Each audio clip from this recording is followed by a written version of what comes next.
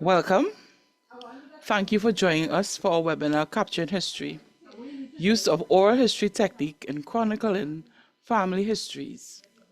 I am Alicia Nottingham, Assistant Library Conservator at the Preservation and Conservation Lab, Heritage Library Division, NALIS. We ask that you keep your cameras off and your mics muted. You are invited to type your questions into the chat for the question and answer segments at the end of this webinar. Let me introduce our organization. The National Library and Information System Authority of Trinidad and Tobago, NALIS, is the country's coordinator of all libraries and information services. Beyond the Heritage Library, there are over 25 public libraries, 3 libraries in correctional institutions, libraries in secondary and primary schools, and special libraries in several government agencies, all administered by NALIS. Please visit our website, www.nalis.gov.tt, for more information about our services. One of NALIS's key responsibilities is to promote and preserve national heritage information.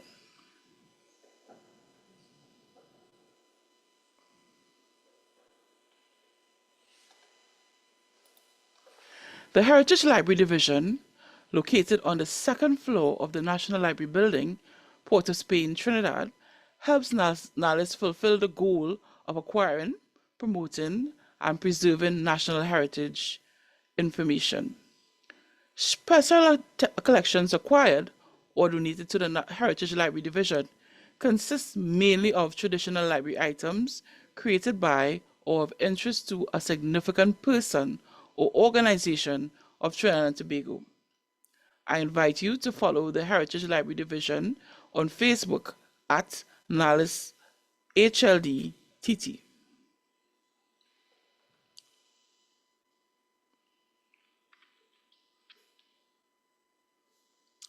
The Preservation and Conservation Lab is responsible for ensuring the overall longevity of library materials, with special attention to the Heritage Library Division and its collections of historical importance.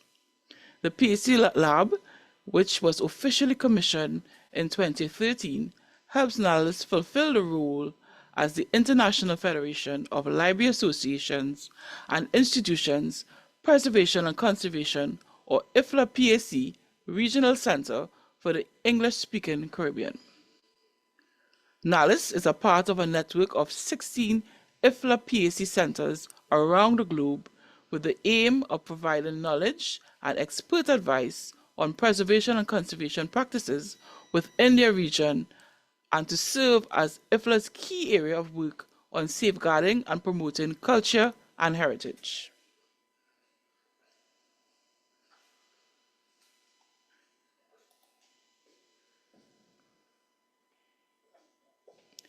We've continued our mission of raising awareness of preservation and conservation issues through our preservation webinar series.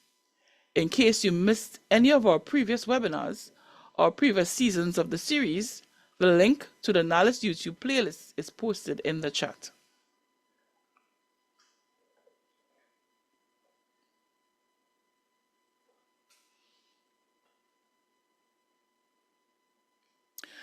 Let me introduce our facilitator, Gerada Holder. Gerada's qualifications include a BA and an MA in History from the University of the West Indies, St. Augustine, a Master's in Library Science with a specialization of Preservation Management from the University of Pittsburgh, and a postgraduate diploma in Instructional Design from the UWI Open Campus, and a postgraduate diploma in Business Administration from the Heriot Watt University. Gerada has been a librarian at NALIS from 2004 to present, with a break when she headed the Records Unit at the Judiciary of Trinidad and Tobago from 2015 to 2021. She's currently the Librarian IV and head of the Collection Management Unit of the Heritage Library Division. She also worked steadily as an adjunct faculty at the College of Science, Technology and Applied Art of Trinidad and Tobago, otherwise known as CUSTAT, from 2005 to present. She lectures the Introduction to Records Management and the Introduction to Archives Management courses. We are so excited to host Gerada as we hear about establishing an oral history project for our families. Over to you, Gerada. Good day, everyone. I'm Gerada Holder, Librarian IV with a responsibility for the Heritage Library Division's collection. At Heritage, our work is always guided by the NALIS Act, which is Act 18 of 1998. One of our functions, as stated in the Act, is to preserve, promote, and exploit our national heritage information. At the Heritage Library, we take this responsibility very seriously. Today's webinar, Capturing History, the use of the oral history technique in chronicling family histories, is part of our campaign to educate everyone on the work that we are continually doing at the Heritage Library. It is also part of our ongoing efforts to preserve Trinidad and Tobago heritage and to provide persons with the tools to do the same for their families. When persons realize how simple it is, we hope that it stimulates, encourages everyone to capture their own family history, and by doing so, provide a voice for the past to speak to the present and the future. Let's get started. There's an increasing interest worldwide in persons wanting to record their family history. This could be because family members want to explore their family tree, or to ensure that the memories of older or deceased loved ones are retained. Maybe because they want to ensure that their family values are recorded, or that they just want to hold on to recollections of past or important events and persons. But whatever the reason, we hope that this webinar will assist you in this journey. Capturing history, the use of the oral history technique in chronicling family histories, is intended for anyone interested in documenting their family history, and particularly beginners who want basic techniques that can get them started right away.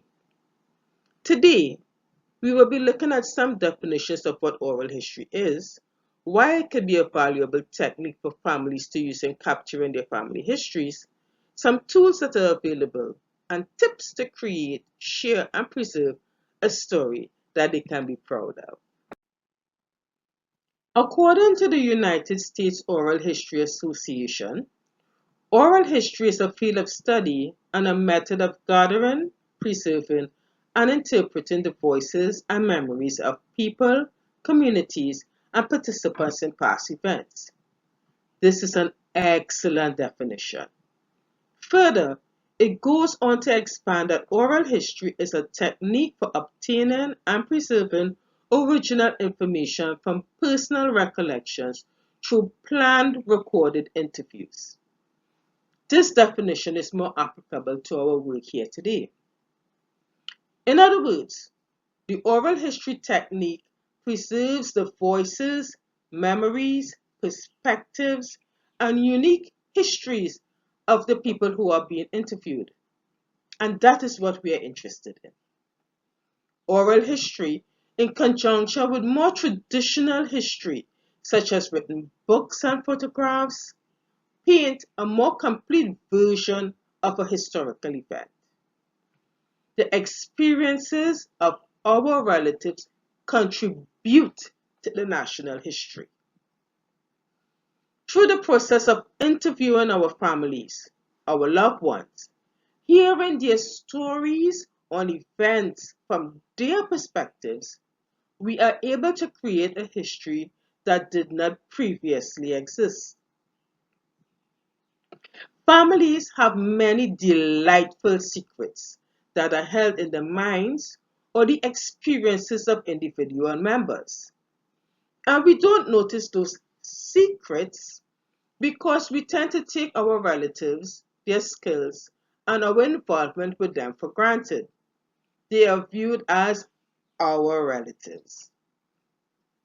And in many instances, we rarely look at them outside of their relationship to us, or to the significance of their associations to events outside the family, or even to their role in a particularly important family occurrence. With the use, with the use of the oral history technique, we are now illuminated and can view our relatives in a different light. Our one-dimensional opinion changes with this flood of new information. Now that the blinkers are off and we can see the value of their experience, we can now take the time to capture that information. At least, that is my mission here today. Using the oral history technique allows certain benefits that the use of traditional sources such as photographs, newspaper articles, diaries, drawings or paintings, and even letters do not offer. It allows us to hear about the experience of our relatives from their perspective in their voice. This includes the pronunciation of words, the meaning of phrases, or even the context in which words are used, which may have changed over time. Oral history fills a gap where there is a lack of other traditional types of evidence, whether written or visual. If you do not have physical family records, hearing an older relative talk about and analyze a situation provides more information. Oral history enhances our understanding of the past through personal experience, since the joys, fears, confusion, and other emotions are included in the discussion. In the previous slide, we would have heard of the wonderful results that can be achieved using the oral history technique. But why use this specific technique when chronicling your own family history? When we record our family history, what we are doing is recounting and describing our family's past. And there is no better way to do so than directly from the persons who make up that family. The persons who are interviewed will give a first-hand report with the closest accuracy, since they would have lived it. The interview will be a first-person recounting of the event that is reflective of your family's experience. The oral history technique allows families to record stories that are important to them, stories that would have been created by the family, stories that reflect their value. And if we link families' stories to the rest of Trinidad and Tobago society, those stories provide greater insight into what will be important to the society as a whole. This would happen since families and their activities would be a reflection of Trinidad and Tobago society at the time of the story. I remember going to a family reunion recently, and I overheard a cousin, who I had not seen in over 15 years, tell a story that as children, he and one of my sisters would hunt doves, roast, and eat them. My first reaction was ugh. But as the conversation continued, from the laughter and other joyful quips, I realized that this was a regular childhood sport in the 1950s. Which then led me to consider the changes in childhood games when I was growing up in the 1970s and 80s, and then to the prevalent use of digital and computer games that is now the norm for children. And in my mind, I thought, wow, childhood activities have changed over time. This is what oral history interviews do when we chronicle family histories and experiences. Family stories delivered orally preserves for future generation an oral portrait of who we are in the present and what we remember about the past. This is delivered in our own speech, with our own accents, with our own understanding of what happened, why it happened, and what were the repercussions. This is what the oral technique does. Although the interviewer selects who would be the most appropriate to tell the tale, the narrative, through the information given, reflects the family and what is important to them. Keep in mind, though, that because much of the history of African people was disrupted because of the transatlantic slave trade, much of the history that survived is oral. Therefore, many stories may be African cultural retentions passed from each generation via the oral history technique. So now that you have a better idea of what oral history is about and the benefits of the oral history technique for telling your family's story, know that at the Heritage Library Division, we also conduct oral history interviews and can be of assistance to you if you need more advice. At Heritage, through the work of the Oral History, Genealogy, and Performing Arts Unit, which we refer to as PAGO, we actively conduct oral history interviews. These interviews are created in an effort to capture Trinidad and Tobago history from an individual, personal perspective. It is one of the ways that we preserve our national heritage, which is one of the mandates of NALIS, as stated in our Act.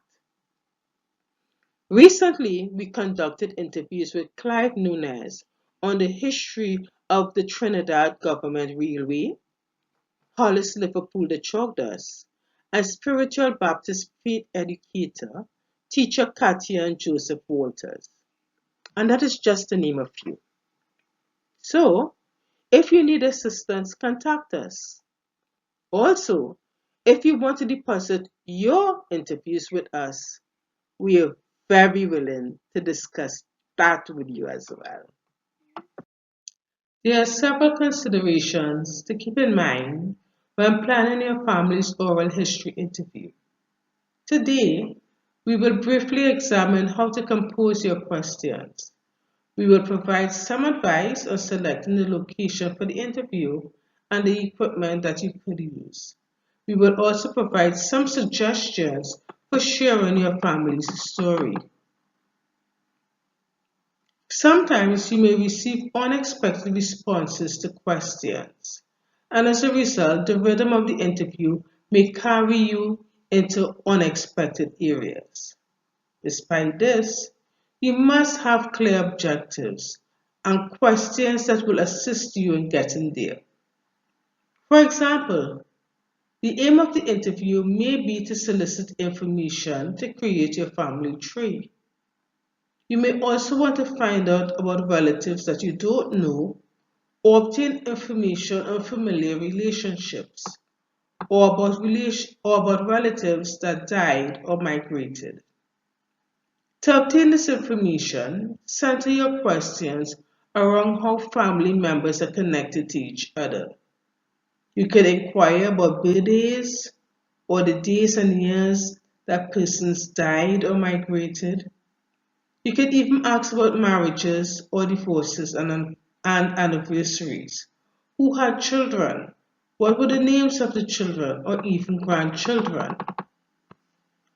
These kinds of questions will bring to the fore the interrelationships among family members, and that would allow you to achieve your objective, which in this case would be the creation of a family tree. Once you have decided upon the direction that you hope to achieve and the questions, the next step, of course, is to decide where and how you are going to conduct this interview. When choosing the venue, keep several things in mind. Is it a space that is easily accessible to the interviewer and interviewee? If you're doing a video recording, is there good lighting or space to bring in additional lighting and other equipment? Is the location quiet enough to capture sound that is clear and audible? Or will the microphone pick up background sounds like music, air conditioners, and people chatting? Is the subject's home where they are comfortable an option? What about the convenience of a special event that the family is hosting? This might be an option, especially if the subject isn't one that you can have easy access to. Maybe your relative lives abroad and you have a short window of opportunity to interview them.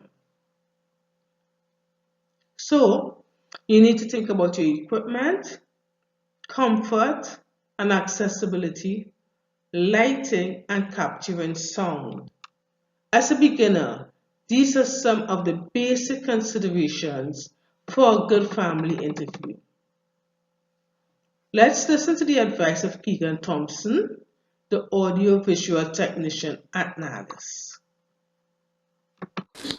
Today is the 8th July 2024. This is Capturing History, the use of the oral history technique in chronicling family histories. Today I am interviewing Keegan Thompson, the audio-visual technician here at NALIS. Welcome, Keegan. Hi. Tell us a bit about what you do here at NALIS.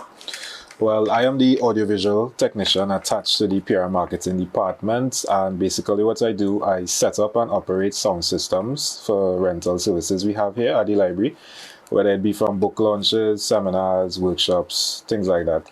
And I also video record and edit oral history for the National Library. Right, thank you. Tell us a bit about the type of equipment that persons can use when they're recording their family histories. Okay. So there are various amounts of equipment we could use. There are low end, which is like your cell phone, tablets, laptops. And we have the high end, like digital recorders, audio recorders, professional video cameras, which are more on the higher end. So you recommend that anyone who really wants to capture their family histories, that they start with what they have, which would be their telephones or their tablets? Yeah, well, it depends on the budget. If you have a budget to buy, they're like mid-range equipment you could buy too, like entry level. If you have enough money to purchase that, you can start off there at a mid-level. And, the pros and cons, the pros is, you get in a more professional look. You might get 4K footage, different things like that. And on the con side of it, you might just have to throw out a little bit more money. Like I said, it really depends on the budget. But if you want to start off on a low budget side, you can start off with your cell phone, tablets, computers, whatever you may have that you could use. Especially if it is a spontaneous oral history recording you're going to do. Yes, especially. Yeah. So let's say that you would like to start recording your family histories. Exactly what someone should look at when they are setting up that space for their interview. Okay, so what some person would check for is lighting. With regards to lighting, you don't want to go somewhere where it is too bright or too dark. And, in the videography world, we don't like to shoot around, midday because you get a kind of harsh light on your face that doesn't look good at all, period. So you just want to check your lighting all the time, check your spacing. You want to check the different kind of shots you want to take, either mid shot, a wide shot, close up, all these things you want to decide beforehand to make the shoot easier for you and easier in post-production. You want to make sure your background is pleasing. You don't want to have people or stuff in the background that is distracting you from your subject. You want to make sure that your props, your seating, whatever else it may be, placed where you want it. You want to do a dry run before, maybe a day or two before you go and set up. You take some shots and make sure it looks good for you. What about having a mic? Yes, mic most importantly. You want to make sure that you have... There are a lot of cheap mics you can get too, cordless mics, or you could just get you can record from your phone as well. That is also an option. Get an extra phone you can record from there. What about if you're at a family gathering and you have just decided that let me get Uncle Harry or my niece. What would you suggest if you are in that kind of setting?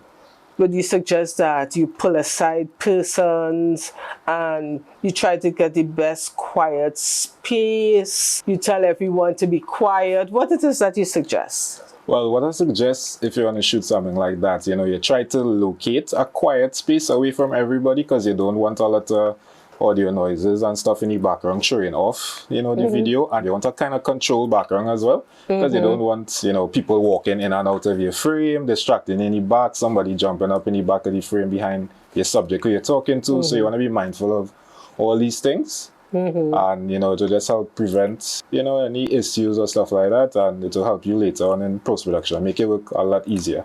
Right. Yeah. Keegan, thank you so much for permitting us to interview you as part of this segment for Capturing History, the use of the oral history technique in chronicling family histories. Thanks, Keegan. Thank you very much for having me. It was a pleasure. Nearly everyone is on at least one social media platform, such as Facebook or Instagram. It is an excellent way for family members to keep in contact with each other. It is also an excellent tool for sharing your interview online. I suggest that prior to conducting the interview, let the interviewee know that it will be shared online. And let other family members know that as well. If for whatever reason there's a restriction against sharing it online, this needs to be clear to the interviewer, interviewee, and other family members. Let's listen to another interview, this time with Cecil Cuthbert, digital assistant at NALIS. He is an integral part of the oral history program at the Heritage Library. He will discuss some of the software available to edit your audio or video recordings. Today is the 8th July 2024. Welcome to Capturing History, the use of the oral history technique in chronicling family histories. I am Gerada Holder, and today we will be interviewing Cecil Cuthbert, the digital assistant here at NALIS. Welcome, Cecil. Oh, thank you for having me. Tell us a little bit about what you do here at NALIS. Well, I'm a digital assistant attached to the Information Networks Division at NALIS, specifically the Heritage Content Management Digitization Unit. So, Cecil, what do you do here at NALIS? In my capacity as a digital assistant, I work with Heritage Library. I receive analog formats. These could include cassettes, DVCs, VHS, and I will convert these into a modern digital form. So, what do you do with regards to the oral history interviews from the Heritage Library Division? Okay, so I'm involved in the editing process of that component. I would receive videos, and where there are any issues with the audio or what have you, I would improve those. And I will also apply captioning for the deaf community, because one of our mandates at the Heritage Content Management Digitization Unit is also to make accessible items for that community. Okay. So if we had persons who would like to do their own oral histories for their families, and they've already recorded the video with their cell phones or their tablets or a camera, what would you suggest to them? What kinds of software is available for them to edit it to get a really good product?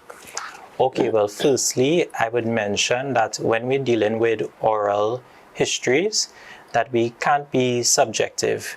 We have to give it as it is. So they want to avoid editing down things too precisely to make it sound better, they need to give it as the person has delivered it. So when we talk about editing, you may want to improve the video a bit. You may want to bring up the audio levels, but we could do just that, only that. So I would, in my capacity here, we usually use the Adobe Creative Suite, in particular Premiere Pro, but that is a subscription-based program. So it is a bit costly for the casual user.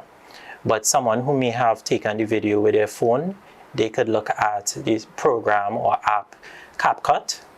They could download that to their phone and make some adjustments, and I think that should be sufficient for them. If they're a Windows user, there is Clipchamp, which is freely available on Windows, and on Mac, there's iMovie. Thank you. So, you've recorded your video, you have edited it, and you're really proud of the product that you have. What are some of the things that persons can use to now share this video about their own family history with the world? What can they do? Okay, well, I could think about 2 pages, or 2 websites, I should say. The first would be YouTube, which is most popular. They can upload to YouTube. Also, there's Blogger, where they could create a professional-looking blog of that information. Some things to consider, though, is that once you put something on the internet, it's there to stay. So consent is important. They should speak to all the persons concerned in that project and get their consent before uploading it. And also, they should keep in mind that storage is not a given also. Sometimes things can be deleted from YouTube for different reasons.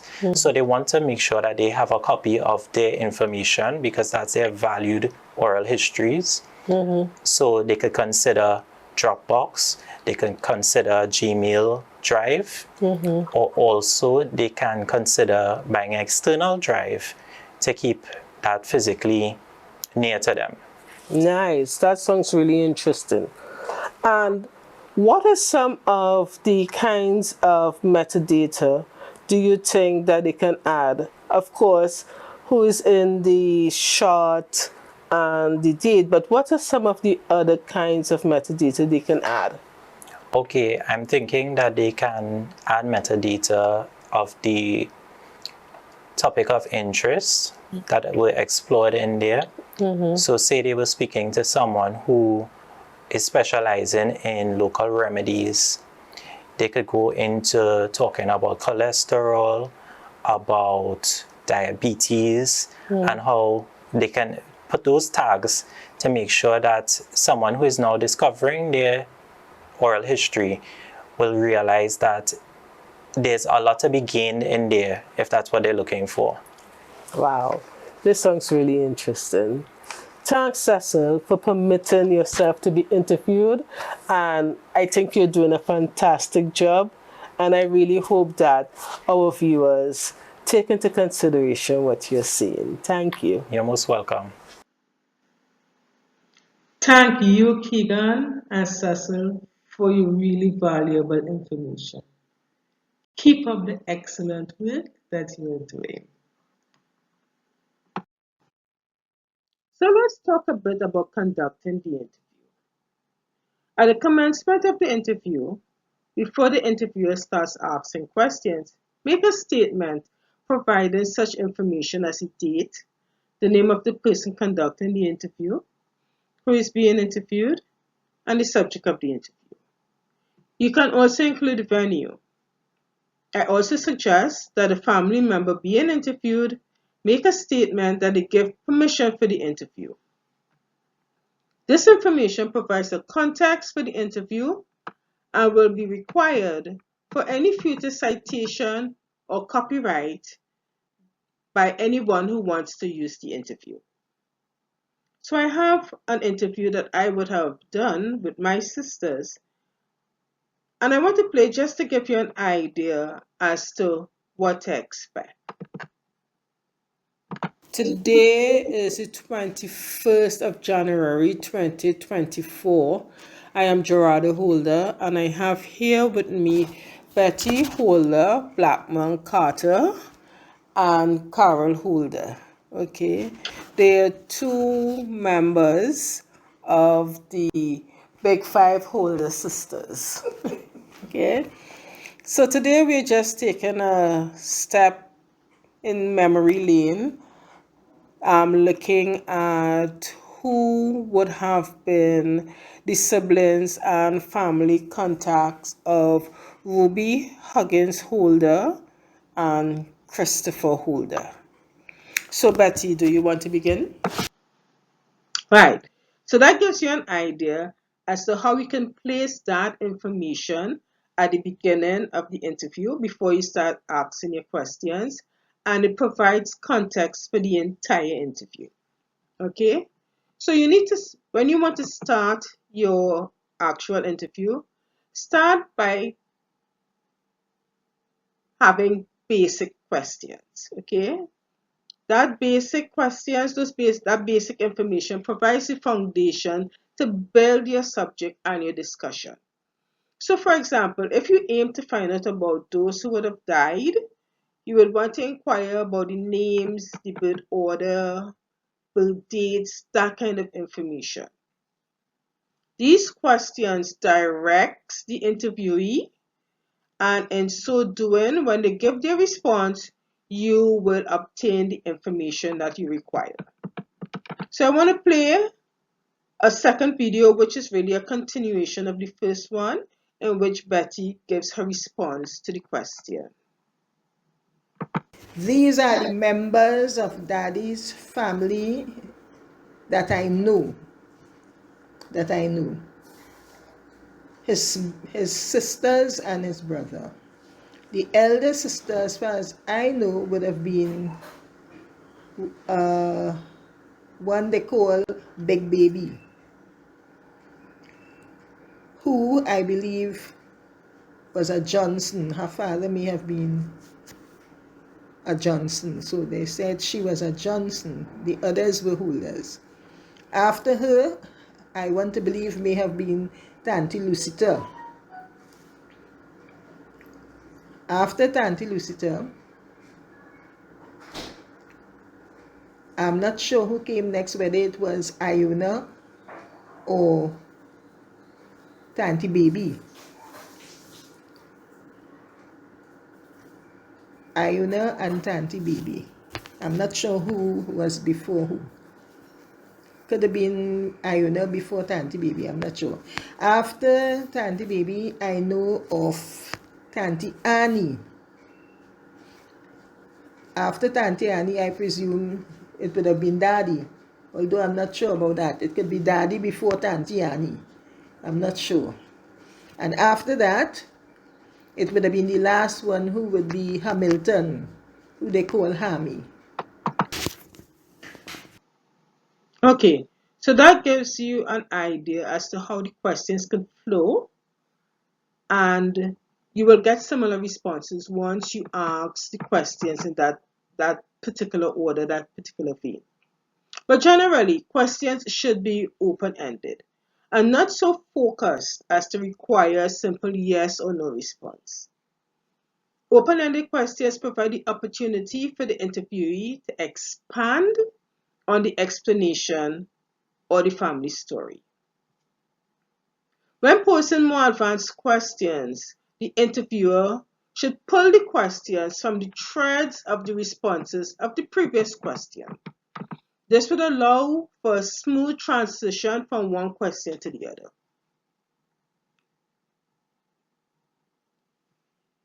When interviewing, the interviewer must be an active listener.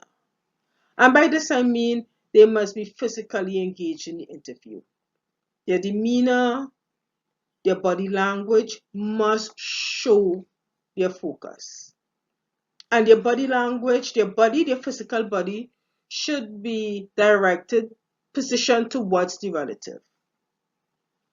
Don't have side conversations with other persons, and you ought to interact with the responses that you're getting before your questions, as this shows that you're really concentrating on the interview. Listen to what your interviewee is saying and then reflect on what they have said before proceeding with the next question. Active listening is really important because it conveys respect to the person giving the interview.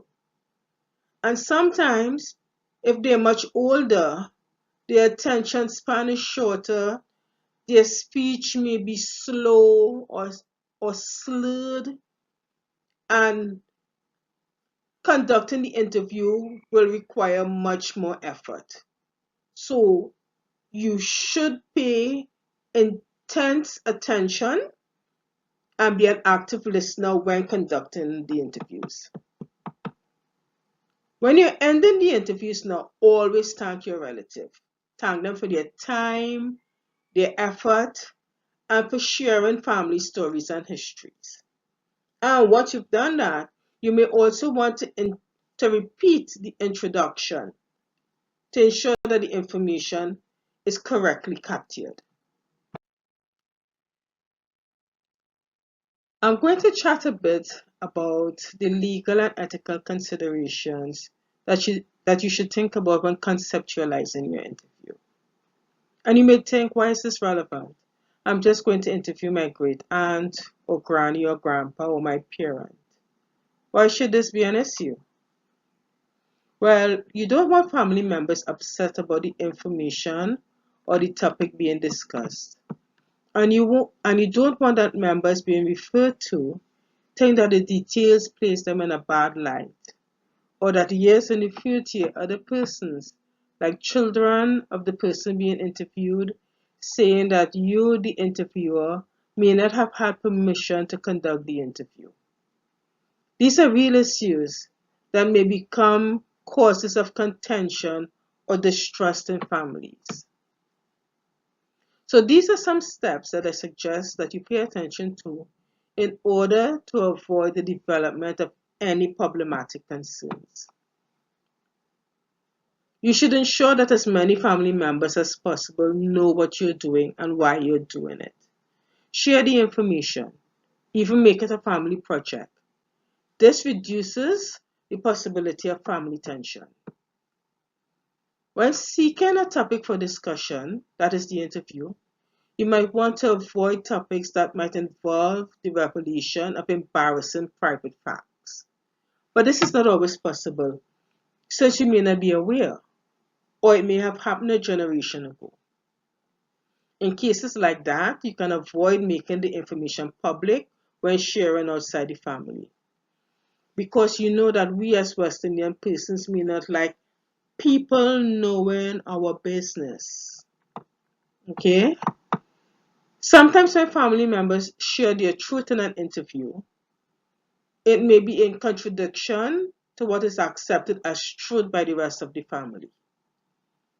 So to avoid any accusations of defamation, I suggest that if the person who might be the subject of the interview is still alive, that information not be shared. And this also pertains to if persons are negatively impacted by the statements. But besides this, take into account other factual information that might or might not support the information that your relative is giving you. One other thing while we're on this topic, while the assumption is that the information you are collecting may be viewed by other family members or even the public via the internet or social media websites, when you're editing the raw footage for dissemination, ensure that your narrative is accurate and that you don't portray a false narrative in the story that you are telling about your family members. Oral history interviews, especially when it pertains to family members, should not be a tool to hit relatives. Before we conclude this topic of legal and ethical considerations when using the oral history technique for chronicling your family history, I want to touch a bit on copyright. In Trinidad and Tobago, there's a growing concern and appreciation for copyright and its uses. And this also applies to the creation of information products on families. Yes, even though it's your family, copyright still applies. So what is copyright and how does it apply here? Copyright is a form of legal protection for the creation of intellectual work. And in this case, it will apply to your family oral history interview once you've completed it. The creator of the interview will be the holder of the copyright. And remember when we spoke about permission for interviewing your relative at the beginning of this webinar? A statement about copyright should also be included in that permission form. Copyright is a huge topic. And for more information on how it might apply to the creation of social media postings or other public publications on your family oral history chronicles, contact the Trinidad and Tobago Intellectual Property Office or visit their website at https://ipo.gov.tt/copyright. They will give you much more information than I could, especially in this small webinar that we are doing. Once you have completed your interview and edited it, you of course would want to share it. If your intention is to share it on social media sites such as Instagram, Facebook, or even YouTube, let all your family members know. And let them know prior to recording the interview, and then remind them prior to posting it. If you do not intend to release it on social media, let them know that as well. If sharing the interview is to be restricted to family members only, let your relative know this. And I also suggest that you include this information in the introduction, where you state your name as the person doing the interview, the relative being interviewed, the date and the reason behind the interview. This will let everyone know the accepted parameters for disseminating the interview, and it will prevent misunderstandings. Legal and ethical considerations for the oral history product is really an extensive topic. The inclusion of this topic is really aimed at giving you some food for thought as you go forward in chronicling your family history. These are some general guidelines for preparing for your family interview. Have a clear understanding of your objective. Do your background research, which may take the form of communicating with various family members. Or if a family member played a part in a pivotal historical experience or was involved in an interesting event that you want to capture, visit your local library to conduct research on the topic. Select the interviewee that best meets your objective. And this may mean interviewing more than one person or having a group interview. Carefully plan your questions. Although your questions will be centered around your objective, it could also mean that it has to be tailored to suit the person being interviewed. Your relative may be hearing impaired or physically disabled or in the early stages of a disease such as dementia. It could even be that English may not be their first language. In addition, the words that you use may have certain connotations in different cultures, and all of these nuances have to be taken into consideration when you are preparing your questions. Select a day and a time that is convenient for both you, the interviewer, and the interviewee. You don't want to be rushed or uncomfortable when conducting your interview. And keep in consideration that your interviewee may be older and not in the best of health. Select the most appropriate venue and or occasion for the interview. And while this may seem self-explanatory, I want you to remember the information that you would have been given in previous slides. Have your permission acknowledgement and your introductory information prepared so that it is easy to articulate at the beginning of the interview. Select the equipment that is best for you for recording your interview. As a beginner, there is no need to obtain any special equipment, and my interviews were done with my phone, so it didn't come out too bad. So use what you have at hand. These are simple pre-interview tips that will assist you in having a better product. I just gave you some pre-interview tips, and I want to give you some post-interview tips. Okay? And the first one is to keep your permission. And don't just keep it for the duration of the interview, but into the future, because you really want to reduce any possibility of family tensions in the future. And when you are editing your video, include that permission as well.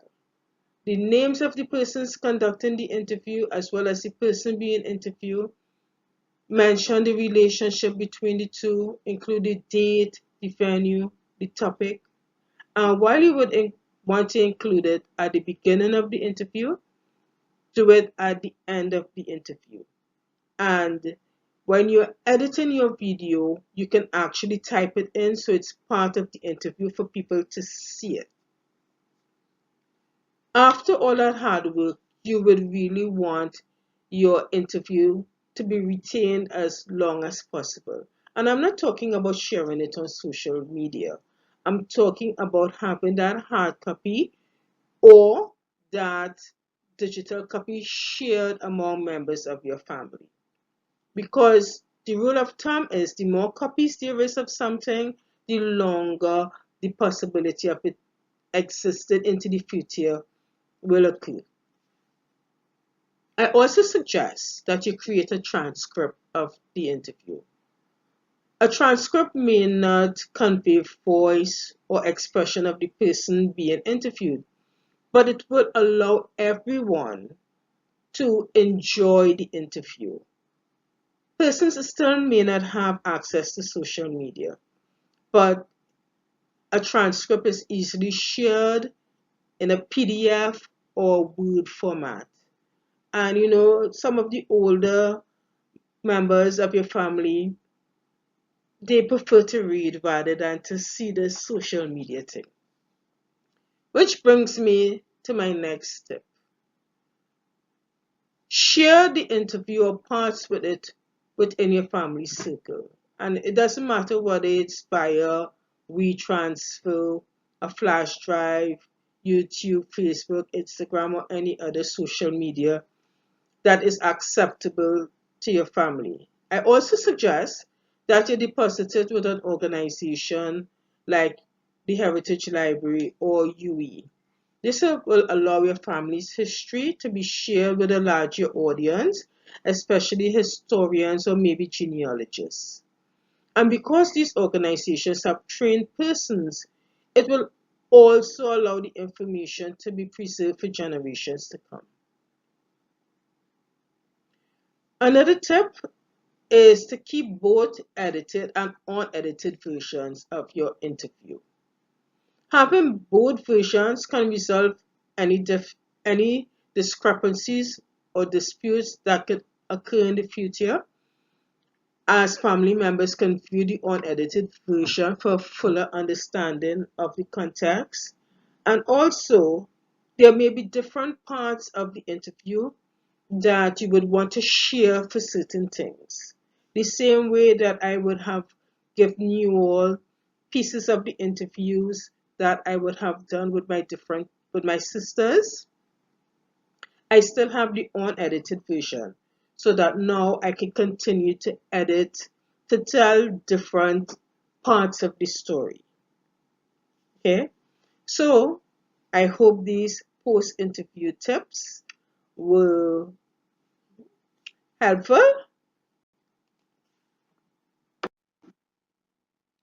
I want to share with you another part of the interview that I would have done with my sisters, just to show you the significance that an oral history interview can have on the perception of different family members and the story that it tells about the evolution of your family. Okay, let's take a listen.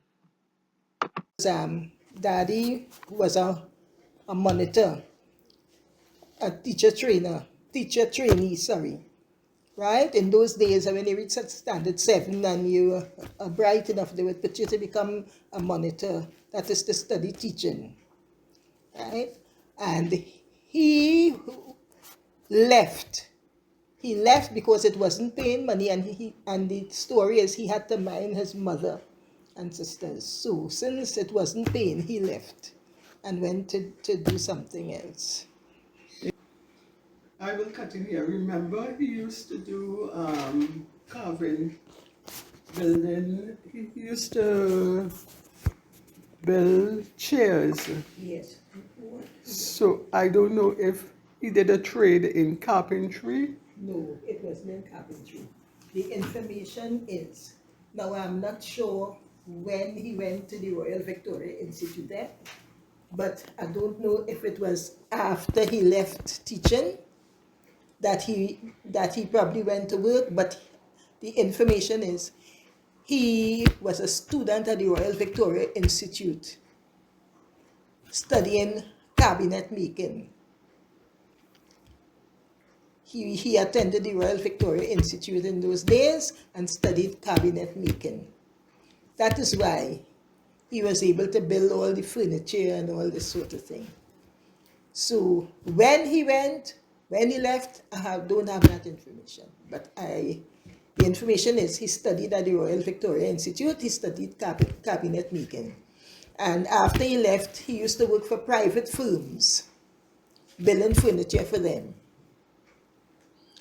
And there's also some information, they didn't want to pay him the full amount that he was due, so he used to leave them and go to other private institutions to work. To provide some context to that, my father died when I was 12 or 13 years old. I was attending secondary school. And as a typical teenager, you don't think of your parents as being individuals in your own right. And that's just the way teenagers think, you know. They think their parents' role in life is only to be their parents. So through this interview, I was introduced to my father, Christopher Holder, as a person in his own right, a person who just happened to be my father. So as an adult, I'm now seeing him from a different perspective, to understand some of his experiences and his actions, and to see how it would have impacted his family and then the generation coming after. Okay? My father, as a monitor, would have held the teaching profession at a very high standard. He always ensured that all of his 11 children got a good education. But because he was a monitor and because he placed such high values on teaching and the teaching profession, as a result of that, 7 out of his 11 children became teachers. And so you were able to see the impact of his idea of being a teacher, how it would have impacted his children. And I didn't know that. I never knew that my father had been a monitor. Even though I know, I mean, he would sing the song of the importance of education. But by knowing that he was a monitor, I can now see the impact. All right. And knowing that as a man, he needed to support his family. So he would have done what was required to earn an additional income. To earn more income is really gratifying to see. You know, again, hearing about him from as an adult now and hearing about what he would have gone through, it's really now taken me to a different level of understanding him and understanding his impact on the family. And this is one of the great values of using the oral history technique to chronicle your family history. It brings your family into focus. It shows the evolution of your family from generation to generation. Okay? The oral history, when applied to your own family history, allows for introspection. It allows for analysis. It allows for pride. It's not simply an exercise in just capturing information on your family history. And as a result of that, I urge you to also capture, to chronicle your own family history.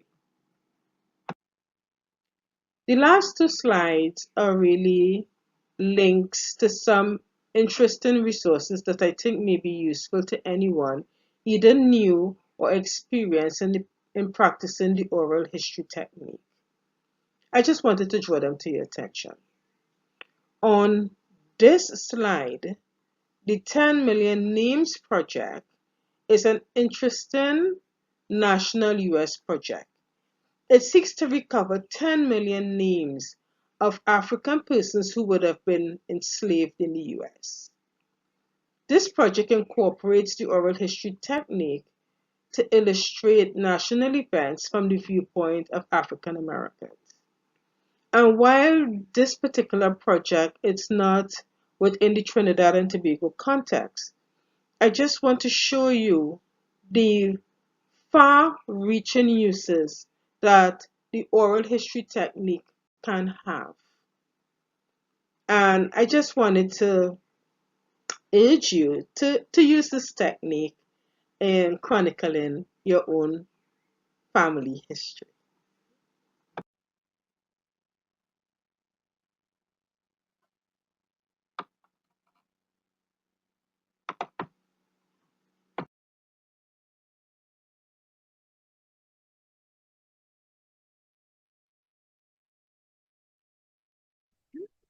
We'll take your questions now.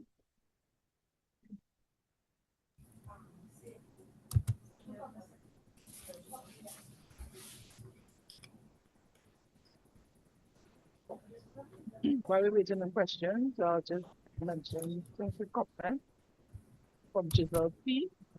Oral history is really vital. From Amy Ramsey, excellent point about accessibility. She would also like to suggest that if you're using a handheld microphone, make sure that the block is speaker's mouth. There's some individuals can rely on the freedom in addition to tools capture. Queen D'Souza with a three point. Then from Giselle P. Well done, Gerada, quite intense. Amy Ramsey. From Ava Africa, a question. If interviews are shared with Malice, as suggested in the beginning, does Malice allow for the takedown policy in case of narrators or their family members decide later that they don't want their information shared? Okay, as with all special collections housed here at the Heritage Library Division, we have parameters for access. And generally, we would not share any any resource if the family does not want it. So if anyone is depositing their oral interview with us, that will be part of the conversation. So it's not a matter of if the family decides that they want it removed. It is that will be part of the conversation even before it is deposited.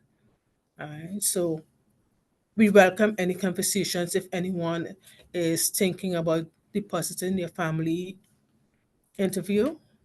We are here ready and willing to discuss the deposit and any parameters thereof. Eva wanted to know, well, this was, of course, should be further commented. She meant after the fact, after being shared. If we take on policy, to be applied. Well, we don't necessarily share the oral history interviews online, okay, in that we would share it via social media. And that is with reference to oral histories that that Pago have done. And when we conduct an oral history interview, we discuss with the person that we're interviewing what are the parameters for sharing. So when you sign that legal document, it would have been because we would have had a discussion prior to using bits and pieces of it on social media. So we won't share the whole thing. And that is where the whole issue of editing your your interview comes into play. As I would have said in the webinar, if there are sensitive bits of information that has been shared within the interview, that would not be something that you would want to put out to the public. Okay, so in the editing process, that would be something that you would look to, and you would only share things, and this is from your own personal family perspective. You would only want to share things with the general public that is not hurtful to your family.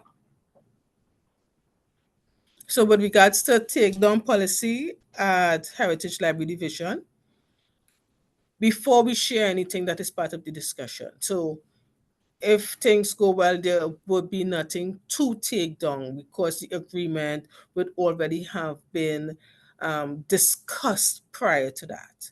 But Heritage Library is not in the habit of putting out information that will hurt any family or any person that we interview.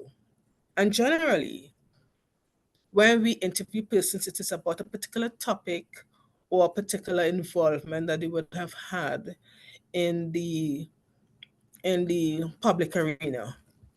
For instance, when we would have interviewed Mr. Nunes, it would have been with regards to the activity of the Trinidad Government Railway. And that is a topic we are not that is not widely shared right now. It is mostly viewed as a historical factor, but there's so many reminders out there. So we would have done that interview with him. So there's nothing secret or sensitive that we would have cause to take down anything. And that's just one example. Reno, I have a question as well. My question is of storage of the recording. How long should the recording be stored for by the At the Heritage Library Division, when we store recordings, it is with the intention that when technology changes over, that the formats on which we share, on which we store any recorded interview changes with it. And Cecil would have spoken about that. One of the things that he does in his work here in the content management unit is move data, move interviews, move recordings from one format to another. in your own personal life, when you conduct an interview, it is advised that you store it on a platform that would treat with moving your data for you. So, like for instance, if you are storing it on your Google Drive, it would move when Google updates their considerations, it would move with it. Okay, so that whole idea of updating may not necessarily be applicable depending on where it is that you store it. I don't know if that answers the question. Um, How long should the recording be stored for? How also, long should the record be stored for by the Heritage Library Division? Again, that will be part of the discussion if you're depositing your recording with the Heritage Library Division. That will be part of the discussion. Eva is also, she also said that she's greeting our board before getting out. I would like to She, make her share the knowledge that's going from her. She wants to know who she can contact and when. she could contact me. She can also contact our director, Miss Jasmine Simmons. And if she doesn't remember either of our names, she can contact Ask Nalis, which is available on the Nalis website. Thank you again, once again, for joining us. Thank you, everyone, for attending.